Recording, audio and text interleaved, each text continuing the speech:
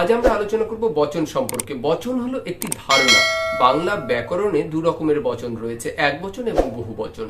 একটি মাত্র ব্যক্তি বা বস্তু বা অন্য কিছু বোঝালে তখন সেক্ষেত্রে আমরা একবচন ব্যবহার করি, এবং একবচন বোঝানোর জন্য সাধারণত কোনো শব্দের সঙ্গে টি, টা, খানা, খানি ব্যবহার করা হয়, যুক্ত করা হয়, যাতে করে আমরা একবচনকে বুঝতে পারি। এছাড়া এক, এক, এই এক সংখ্যাবাচক শব্দটিকেও কিন্তু আমরা একবচন বোঝানোর ক্ষেত্রে ব্যবহার করি।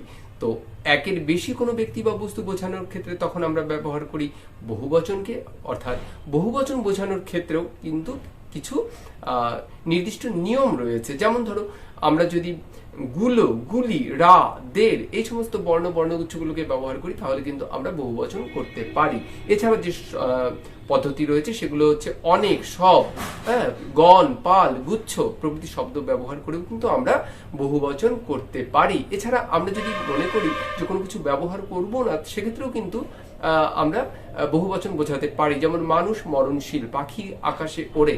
তো এক্ষেত্রে কিন্তু একটি মাত্র মানুষকে বা একটি মাত্র পাখিকে বোঝানো হচ্ছে না, এটাও কিন্তু বহুবচন হিসেবে ব্যবহৃত হচ্ছে। এছাড়া আরেকটি পদ্ধতি রয়েছে, যদি আমরা একটি শব্দকে দুবার ব্যবহার করি সেক্ষেত্রেও কিন্তু বহুবচন বোঝানো যায়। যেমন গ্রামে গ্রামে খবর ছড়িয়ে পড়লো, শহরে শহরে ম্যালেরিয়া ছড়াচ্ছে ইত্যাদি। এই একটা শব্দ বারবার ব্যবহার বা দুবার ব্যবহার করলে কিন্তু বহুবচন বোঝানো যেতে পারে। বহুবচন ব্যবহারের ক্ষেত্রে শুধুমাত্র আমরা বাক্যের সৌন্দর্যতা রক্ষা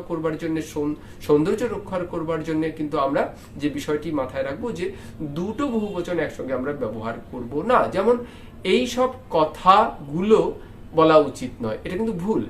এই সব কথা বলা উচিত নয়, অথবা এই কথাগুলো বলা উচিত নয়, এভাবে যদি আমরা বলি তাহলে কিন্তু সঠিক বহুবচনের নিদর্শন বা দৃষ্টান্ত হবে।